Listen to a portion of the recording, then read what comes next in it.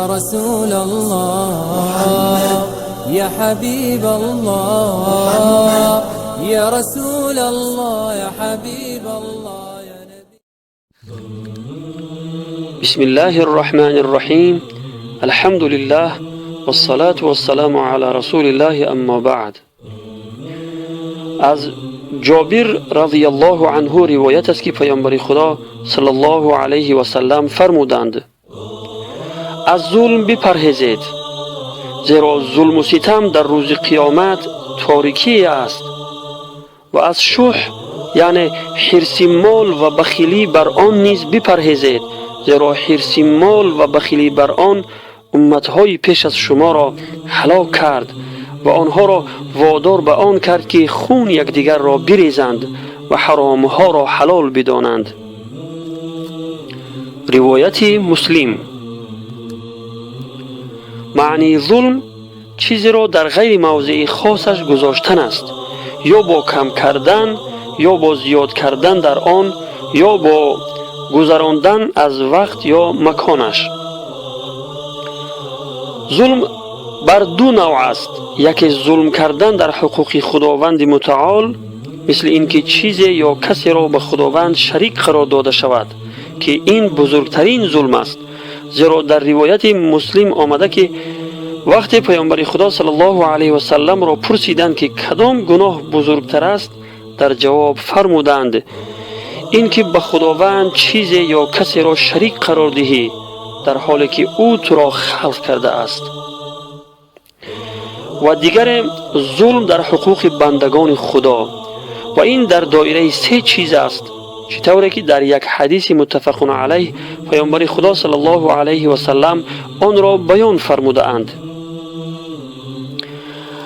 از ابو بکر رضی الله عنه روایت است که پیامبر خدا صلی الله علیه و سلم در خطبه روز عید خویش در مینا در حجة الوداع فرمودند: همانا خونهای شما و مالهای شما و آبرویتان بر شما حرام است، مانند حرمت این روز شما در این ماه و در این شهر شما.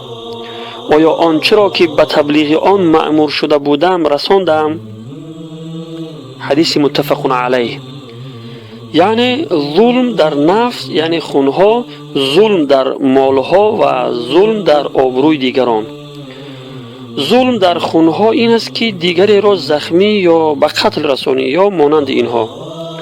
ظلم در مالها این است که مال کسی را به ناحق بستانی یا بدزدی یا از معاش زیردستانت کم کرده حق آنها را ندهی، یا حقی که بر ذمه تو واجب است را ندهی، مثل زکات، نفقه اهل و عیال، نفقه پدر و مادر پیرانسال و غیره.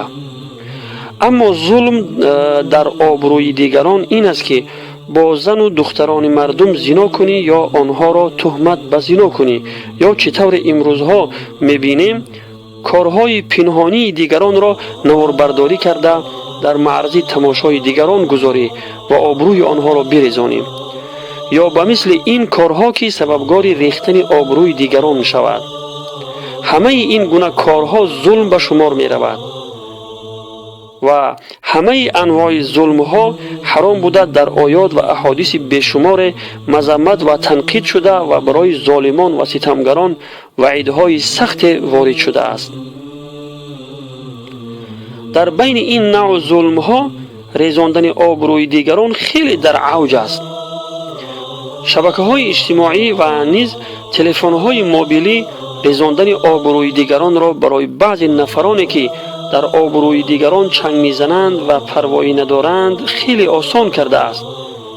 هر چیزی را که دیدند فوراً آن را نواربرداری کرده در شبکه های اجتماعی میگذارند، یا رسم های زنان مسلمان را در شبکه های اینترنتی پهن میکنند، یا در کامنتری های بعضی نوارها شخصیت های معروف و مشهور را نام گرفته در شأن آنها گستاخی کرده سخنان ناسزا می نویسند و به آبروی آنها چنگ می زنند.